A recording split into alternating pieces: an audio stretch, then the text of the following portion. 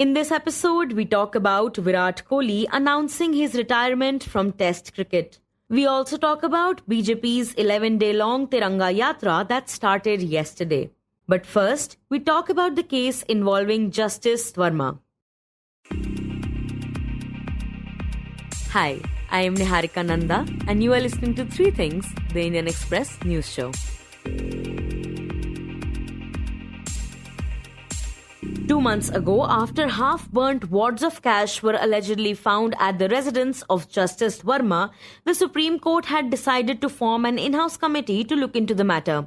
This committee has now found merit in these allegations, and Chief Justice of India Sanjeev Khanna also offered Justice Varma the option to resign, an offer that Varma is said to have declined. To learn more about the case, my colleague Shashank Bhargava spoke to the Indian Express's legal affairs editor, Apurva Vishwanath. Apurva, this actually happened exactly 2 months ago when a fire broke out at Justice Varma's house. So maybe we can begin by revisiting the case before we talk about what this in-house committee has found out. So the fire broke out in Justice Varma's house in Delhi on March 14th. That is on the Holy Weekend. And I think a week after that, things started to unravel. That the High Court was already looking into it. There were videos that were with the Supreme Court Collegium, and news of his transfer came out. And that's when, the larger issue about why he was being transferred sort of was made public. So the Supreme Court immediately constituted a 3-member in-house inquiry committee. So now this is, like the name suggests, an in-house inquiry. This is not the constitutional process that is followed for misbehavior of judges, because that is a really high bar. And that's not a Supreme Court process. That's not a process that the institution itself sort of controls or can do anything about. So in our constitution, the remit to deal with proven incapacity or misbehavior of judges, that is to remove a judge, is only with the parliament. Right, that is a political process. It requires a political consensus. The judiciary itself can't take the final call. The final process of removal, yes, it is a political process because you need consensus of MPs in the parliament. About 50 in the Rajya Sabha, 100 in the Lok Sabha, they have to move a motion. So ultimately, that depends on the politics of the day, whether the government wants to throw its weight or whether the opposition has numbers and so on and so forth. So at some point, there was a need or a gap felt in this process where the court itself, has to just sit watching and waiting for the politicians to do something about it. So the court developed an in-house procedure, which is basically, something that's not written in law, but was developed through court rulings, where the court said, okay, if there is such a complaint, we will look into it first. And the Chief Justice of India, who is the head of the institution, will then recommend to the president that an impeachment motion should follow. So it's essentially, even for the politicians, a cue from someone as important as the Chief Justice that this is a fit case for, impeachment. So in a sense, the hope is that if the Chief Justice of India says it, then the government will take action as well. Right, and how does this in-house committee, in this case a 3-member panel, how do they go about looking at this case? So it's not like a criminal investigation in that sense. What they do is speak to everybody, establish a prima facie case, whether there is veracity in the claims that have been made or not, whether the claims are prima facie true or not. So in that context, the 3-member committee, which comprised of judges from different parts of the country, they were actually in Delhi for about 2 weeks. They met hundreds of witnesses. These were the first responders, the police chief, the Delhi commissioner, the fire commissioner, the judge himself, his staff, and other people, whoever they interviewed, right? So all their statements were taken. And the report is essentially supposed to say whether there are inconsistencies in, any of these statements, if something doesn't match up. And, interestingly, the first part of this sequence of events where the Supreme Court institutes an in-house inquiry, the prima facie allegations, they were all made public. We all saw that video of half-burnt wads of cash allegedly in Justice Varma's house, right? So, but the second half of it, that is the committee itself, the report of the committee, that's not been made public. But what we know from our sources and what we've reported is that the committee has found certain inconsistencies in Justice Varma's statements that could essentially mean that he is unable to explain some things, or something that he said would have been contradicted by multiple other people who testified, right? it would be in that realm essentially. So the committee did have a finding that is indicting Justice Varma. One of the key findings, what we've learned, is that the committee says that there was cash in the judge's house. Now this is important because in the initial statement that the judge put out or gave to the Chief Justice, which was made public by the Chief Justice himself, said that he had no knowledge that there was cash found in his house, right? That the fire department didn't tell him, his staff didn't tell him, and he flat out said, there was no cash in my house. Yeah, and also when the fire broke out, he was actually out of town, right? Because that also seemed like something that was part of his defense. Yeah, that's true. He was not in town, but his daughter was, his staff was, who were the first responders, who called the fire department. So it's not entirely convincing that the judge says, I had no idea, right? Because it is, at the end of the day, his staff and his family as well. So once that has happened, now the committee has found that there was cash. Of course, there are still some questions that are unanswered, right? Whose cash was it? Was it the judge's? Was it somewhere else? Or where did it come from? What is the source of that cash? Right. And I think the most important one, where did it go? How did the cash disappear? Because the committee, again, does not answer that question. But one of the findings we learn is that, the cash disappeared because the next morning, the staff from the Delhi High Court Chief Justice's office went there and the room was cleaned out already. So who helped in that cleanup, if at all there was a cleanup? Right? These are some of the questions that still remain unanswered. But the committee last Sunday submitted its report, and the Chief Justice of India, in fact, Sanjeev Khanna, he had, sort of rushed the process, sent a copy of the report to Justice Varma with a note asking him to resign. But Justice Varma, sources tell us, has refused to resign. He said he basically does not agree with the conclusions of the report, so he has not resigned. And the next logical step in that process was that the Chief Justice forwarded the report to the President of India, which is basically a recommendation to begin the process of removal of the judge. Yeah, and just to hark back to the process, the reason he was given the option to resign is because the judiciary itself can't take the final call. The CGI, for example, can't fire a judge. A judge can only be impeached, which is, like we mentioned, a political process. Yeah, a sitting judge of the High Court is a constitutional office.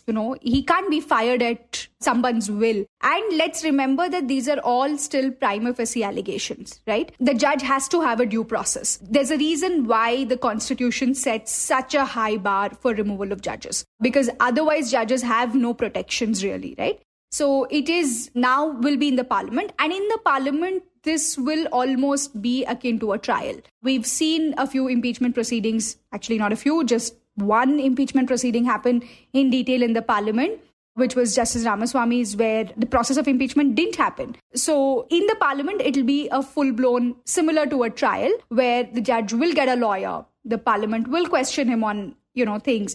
And that will also be a televised event in that sense. So, right. So, because a judge didn't resign, I don't think we should jump into conclusions that, oh my God, look, he's guilty. So it is his right to contest this report. In fact, we learned that he might have even sought a meeting with the Chief Justice, which was denied, of course, before the report was forwarded to the president. But now the ball is with the government, whether they want to initiate removal of a judge. There have been cases in the past where, despite such a recommendation by the Chief Justice of India, the government has chosen not to initiate removal. Because, it also sends a very bad signal, a removal of a constitutional office that way.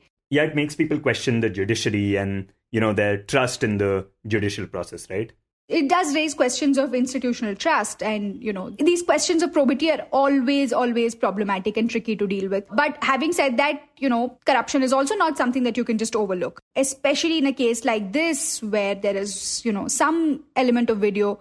In fact, once the Chief Justice put out the video, although it is a move in favor of transparency, many have questioned whether that was the right thing for the court to do. Because at that point, the court had not established the authenticity of that video, right? It was, like the report said, forwarded to them by allegedly the Delhi commissioner. But once something like that is made public by the Supreme Court of India, a lot of people tend to assume that if it's coming from the Supreme Court, it must be true. So many questioned whether that sort of took away a sense of innocent until proven guilty for the judge himself, right? In fact, we had Supreme Court Bar Association President Kapil Sibal, and he's a veteran lawyer, and who's also been involved in a couple of impeachment processes earlier. he said that the Supreme Court putting this out in public may not have been the right thing. So now that the ball is with the government, we'll have to see how the parliament acts on this issue.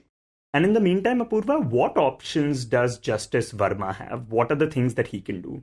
I mean, whenever the impeachment process starts, that's when he will, of course, have to defend himself. So he already has put together a legal team, which will help him at that point when it's being debated in the parliament. He will be defended there. But other than that, he can choose to resign. He can choose to resign and be out of this system. But clearly, he is holding on to his version and he's saying, I will not resign because I have not done anything wrong. So the final word will have to be proved in the parliament. Now, moving on from the Justice Varma case, we talk about a major development in the cricketing world. After a 14-year-long career that included a highly impactful stint as captain of the Indian cricket team, Virat Kohli announced his retirement from Test cricket on Monday. The Indian cricket icon follows in the footsteps of Rohit Sharma in stepping away from the longest format of the game.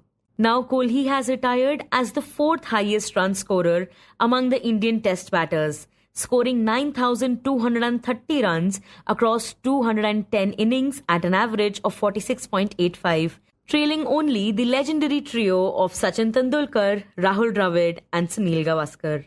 To reflect on the highlights of his career, his captaincy years and the legacy he leaves behind, we are joined by the Indian Express's Sandip G. Sandeep, your story in the paper opens with the line that Virat Kohli filled the most unfillable void in Indian cricket, that of Sachin Tendulkar. In what way would you say Virat Kohli did that? Firstly, on the ground in the middle, he scored nearly 10,000 runs, 9,230 runs. So, scored hundreds everywhere in Australia, in South Africa, in England. So, in batting wise, he filled up Tendulkar's void, to a large extent. And then he scored hundreds in difficult situations. He scored 100 in swinging conditions. He scored 100 on bouncing wickets. India did miss Tendulkar, but not to the extent that people thought they would miss him. And then, of course, as a leader, as a personality, Virat Kohli was as important a figure as Sachin Tendulkar. Like Tendulkar, he established a connect with the masses. People invested emotionally on Virat Kohli more than some of his other peers.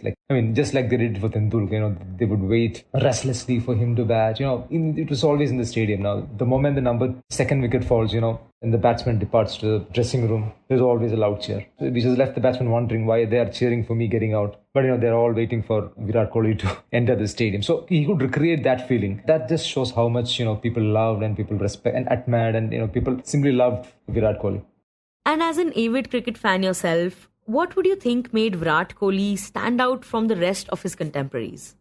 I think it's his energy, his drive. He had something about him, that there was a fire in him, that he was a very different Indian cricketer that way. Most of the Indian cricketers like Sunil Gavaskar, Rahul Dravid, Tendulkar, they were calm, composed people. You barely notice them on the field. But Kohli was different. He was energetic, and a raw, wild energy at the start. He had that extra fire and drive in him. So unlike Tendulkar, he was not a complete player when he first broke in. But he had a lot of flaws. He had a lot of technical flaws. He was he had, especially outside the off stump, he had his troubles against spin bowling on and off. So, but he conquered everything with his determination, with his resolve.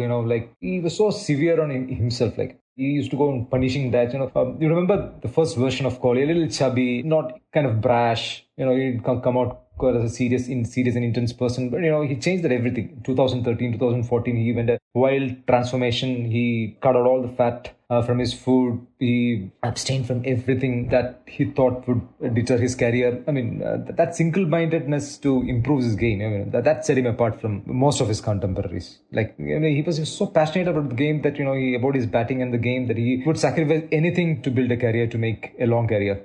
Also, Sandeep, Kohli is just retiring from Test cricket, not the game entirely. Yet people seem to be deeply affected by this. Why do you think that is? Yeah, because they've used to seeing Kohli for all these years. 14 years, he was a permanent fixture in the team. He made Test cricket very batchable. Test cricket was passing through a time when it was facing existential crisis. People were wondering about the future of Test cricket. Will T20s eviscerate it? Will white ball cricket consume it totally? Battling all those questions, and then came Virat Kohli, and now to see team without Virat Kohli, to testing Virat Kohli will be quite odd for the watchers of a certain vintage. But he still matters, of course. He'll play ODIs and IPL, so people will still be glued to that. But there are few ODIs, and soon after the IPL, we have a test tour to England coming up. And after that, it's largely T20 diet. So you won't see Kohli at all. And there are a couple of test series. There are hardly any ODI games till the next year, at least after the 2026 T20 World Cup is over. So there is that void, that big void of personality as such. Also, Sandeep, the defining moment of his career was his captaincy years, right? Could you talk about some of the key moments from that period? Those 5 years, he first became a stopgap captain he stood in as MS Dhoni's deputy when in the 2014 tour to Australia when MS Dhoni retired in between, just like that. So he was a stand-in captain, and from there he became 2014 tour to Sri Lanka. He became his captain for the first time. That 6-year period was the best phase of Kohli, both as a batsman and as a leader. So that series against Sri Lanka, India lost the first test. That was a comeback from behind victory for Sri Lanka. Then India were down 1-0 and he fought intensely. He and his team fought intensely to win that series, claw back and win the series 2-1. That's the template for the rest of his captaincy career. The peak though was the 2018-2019 series victory in Australia. No, he was the first Indian captain to win a series in Australia. We'd come close a lot of times, but Virat Kohli led that. That was his captaincy peak. Then we were near invulnerable at home. We didn't lose a single series between 2012 to 2023, which is a massive record. 11 years, 16, 17 series we didn't lose. It's the best record among Indian captains by a huge margin. And it's not just numbers, he was the most influential Indian captain ever in terms of instilling the team with a sense of fight, with indefatigability, that, the belief that they could fight back from every situation. He gave them that. That he led by example. With his courage, his tactical acumen and his own batting. He's always a leader who walked the talk. And that was his best phase as a batsman also. In 6 years, he averaged around 61, 62, scored 100 in South Africa, Australia, England. And batting in England was his biggest flaw. The moving balls outside the off stump always troubled him. But, to 2014 tour, he hardly made any runs there. But 2018, he went there. He devised a method to repel the swinging conditions, scored a couple of beautiful hundreds there and showed that, when you have the courage and when you have the conviction, you can pass through any tragedy. And it's not like he didn't face challenges. There were plenty of slumps, tough matches, lost World Cups, which are a part of any sportsman's career. But when you add the weight of the Indian audience's high expectations, how did he manage to grow through all of that? Yeah, technical glitches happen for every batsman. Once in a while, technical flaws creep into every batsman. It's about having that resolve to solve those issues. He had, like I said earlier, he had this issue with the balls moving away. So the off stump, especially in England when the ball swings a lot in the air and off the pitch. So he had troubles facing that kind of balls. Especially when bowlers used to bait him into driving on the rise and he would edge to the keeper or the first slip. So he had to change that. But then what he did was he practiced, relentless practice against the moving ball. He would ask bowlers to ball from 18 yards with soft tennis balls soaked in water so that the ball moves more appreciably than it often does. So he did everything to iron out those glitches, iron out those flaws. And then he also had a bout of depression in the 2019-20 phase when he had almost lost his love for the game. So there was a bout of depression, Then his family was of great support. They were firmly behind him, as were the captain, as were the coaches during that time, like Rahul Dravid. They always stood by him. They always told him that he could take his own time to get back to his form. They literally gave him that space so that he can bounce back. And at the end of the day, it's all about his mind, his mental strength that shines through his career, that has shown through his multiple comebacks, especially the last phase, the post from 2020 to 2023, he had a phase where he couldn't score a single 100. He was a master of scoring hundreds, and then suddenly, all of a sudden, he couldn't score a single one. So that affected him a lot. But, he just clung on, he tried hard, remember he scored 100, he broke that drought with a 100 in T20, where he has never ever got 100 in Dubai. So that sort of liberated him, and then that gave the belief that he has at least a few more years in his career, and that played out perfectly. And over the years, while Virat Kohli earned accolades left, right and centre, what did some of his seniors and teammates have to say about him? I mean, he was quite close to a lot of these cricketers, like especially Ravi Shastri, who was his coach, and who was his coach. They had a wonderful chemistry. They understood each other really well. They were almost always from the same length. So he always used to rave about him. He used to say that he was the most different Indian cricketer he has seen. He was different to everybody. To an extent that in his characteristics, he was more Australian than Indian in his swagger, in his aggression. Indian cricketers generally are self-effacing. They sling to the background, like Tendulkar, for example, or VVS Lakshman, Dravid. They're all basically calm people who never picked up a fight or who were not prone to theatrics on the field. But Kohli was different. It was Kohli's personality, and he couldn't be a different person. So yeah, Shastri always used to rave about that. Then Tendulkar was close to Tendulkar also. When Tendulkar retired, he gave a piece of thread his father gifted him to Tendulkar. Tendulkar refused it, but then again, Tendulkar was touched by his gesture, and he always remembered that. He was beneath this aggression, this machismo and all. But there was always a softer side to Virat Kohli. He was quite sensitive to issues. He was a compassionate and empathetic cricketer, and very considerate to his teammates also. And he actually played his 100th test in March 2022 against Sri Lanka during the backdrop of COVID-19 restrictions. And that was another challenge that he faced head on. He would do anything to play Test cricket. Whether it means, somebody's pointing a gun on his head, or even in extreme conditions, he would play Test cricket. He was so restless. During that period where, he just wanted to play some cricket. When the world was wondering whether there would be the season of cricket, whether what to do and what not to do, and then 4-6 months of vacuum in every space, So he was hardly flustered by that. He was always keen on cricket resuming, but within the bounds of safety. If Kohli had his mental strain during that time, but he didn't show anything.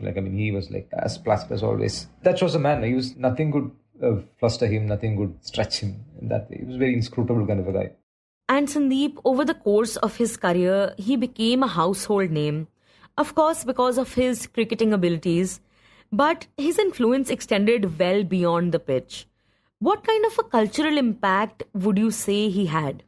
I think post Kohli's fitness thing now, youngsters started focusing a lot on the fitness. They always wanted to be Kohli. They wanted to have abs like Kohli. They wanted to have a physique like Kohli. They wanted to have the hairstyle like Kohli. So, and they wanted to listen to songs that Kohli would listen to. There's a whole lot of cultural shift even outside the ground because of Kohli. He became such a rage. It was almost Bollywood-esque. I don't think, even culturally and socially, Tendulkar had a huge impact on all these cricketers. But in terms of popular lifestyle, in terms of hairstyles and all those stuff, I don't think any other Indian cricketer had so much influence on the youth like Virat Kohli had.